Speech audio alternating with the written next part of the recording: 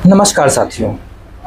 बिजली के मीटर जो लगाए गए हैं स्मार्ट मीटर हैं और इन स्मार्ट मीटर्स ने आम जनता की ज़िंदगी को नरक जैसा बना दिया है। रोज़ाना इसको लेकर प्रदर्शन हो रहे हैं, आम जनता परेशान हो रही है। 1912 यानी जो हेल्पलाइन है वो समस्या का समाधान करने में असमर्थ है और जो स्थानीय स्तर के अधिकारी हैं वो भी इसमें हाथ डाले हुए हैं, क्योंकि वो कहते हैं कि हमारे बस का कुछ है नहीं, जो होना है वो हेड ऑफिस से होना है। मैंने अभी रिसेंटली कई बिजली घरों का दौरा किया और वहाँ पर लोगों की लंबी लंबी लाइनें देखी। इन लंबी लाइनों में जो लोग लगे हुए थे वो आम लोग थे, जो कि अपने काम धंधे छोड़कर वहाँ लाइन में लगे हुए थे बिल जमा करने के लिए, बिल ठीक कराने के लिए और अपनी परेशानी को लेकर। अभी हाल ही में जिलाधिकारी महोदय के कार्यालय में एक पीड़ित ने मोटी रकम जमा करने के बाद भी बिजली कट जाने से आहत होकर आत्मदाह तक की चेतावनी दी थी और तब जिलाधिकारी के सीधे हस्तक्षेप के चलते लखनऊ से उसका बिल ठीक कराया गया। समस्या स्मार्ट मीटर नहीं है, समस्या है स्मार्ट मीटर से होने वाली गड़बड़ी। मसलन बिल एकदम बढ़ जाना, मसलन बिजली कट जाना, पहले से पैसा होने के बाद भी कुछ क्लियर ना होना और बिल में भी स्पष्ट ना होना कि बिजली कितनी खर्च हुई है, कहाँ खर्च हुई, कैसे खर्च हुई है। मैं बताना चाहता हूँ और कहना चाहता हूँ कि बिजली एक अत्यावश्यक सेवा है जिसको रोका नहीं जा सकता। जिस तरीके से आपने इस मीटर को प्रीपेड कर दिया है, प्रीपेड करने के बाद आप उसको बिजली काट देते हैं, उसी तरीके से आप पोस्टपेड मीटर पे ही बिजली काट सकते हैं कि भाई आपने अगर 10 तारीख तक, 5 तारीख तक या 6 दिन में बिजली का बिल जमा नहीं किया तो बिजली काट दी जाएगी।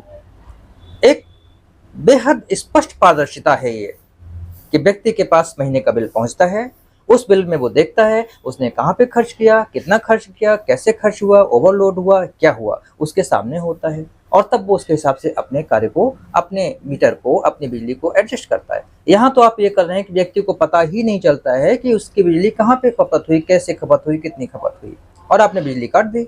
रात को 12 बजे कौन अपने मीटर को चेक कर रहा है? एक व्यक्ति जो प्राइवेट नौकरी में है, प्राइवेट संस्थानों में है, सुबह जब वो 9 बजे एंट्री करता है तो उसका मोबाइल फ़ोन जमा करा लिया जाता है और शाम को जब वो अपने वर्क से छूटता है तब उसका फ़ोन उसको वापस मिलता है। अब वो इस दौरान में कैसे चेक करेगा कि उसके पास कितना बिल है, उसकी बिजली कट गई है, क्या हो गया है? मान लीजिए उसके घर में बीमार बच्चा पड़ा हुआ है और बिजली बंद है और गर्मी में वो क्या करेगा? या उसके घर में फ्रिज में कुछ दवाइयाँ रखी हुई हैं, बिजली आपने काट दी, वो दवाइयाँ खराब हो रही हैं। हजारों तरह की समस्याएं हैं।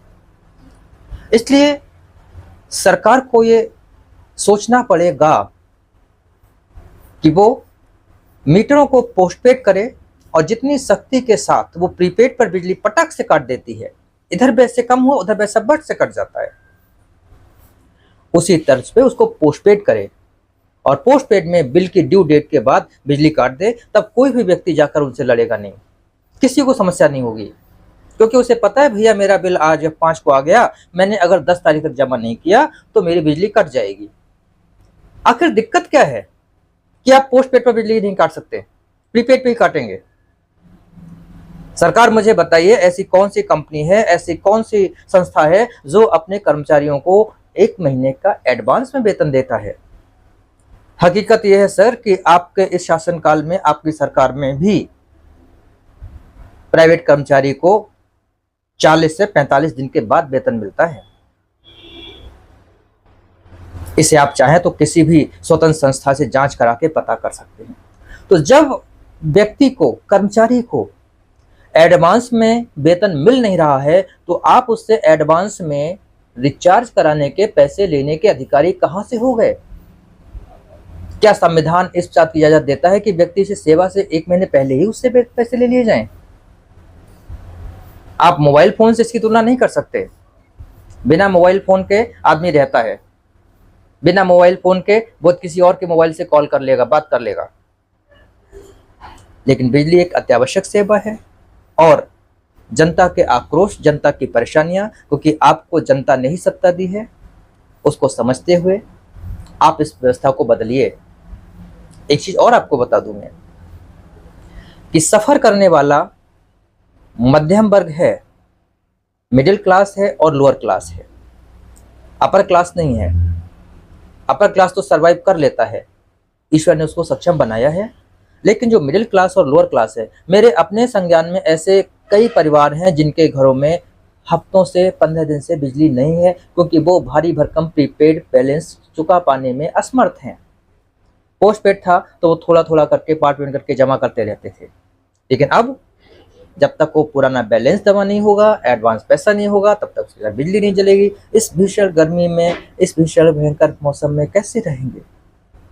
इसलिए सरकार जिस तेजी से आपने चंद लोगों को खुश करने के लिए मीटर प्रीपेड कर दिए थे, उसी तेजी से उनको पोस्टपेड भी कर दीजिए, जिससे कि आम जनता सुखी रहे, संपन्न रहे और आपसे परेशान ना हो और उसका जीवन सुलभ रहे। क्योंकि जनता जनार्दन है और उसको सुखी रखना, उसकी समस्याओं का समाधान करना लोकतंत्र की पहली प्राथमिकता होनी चाहिए। धन्यवाद।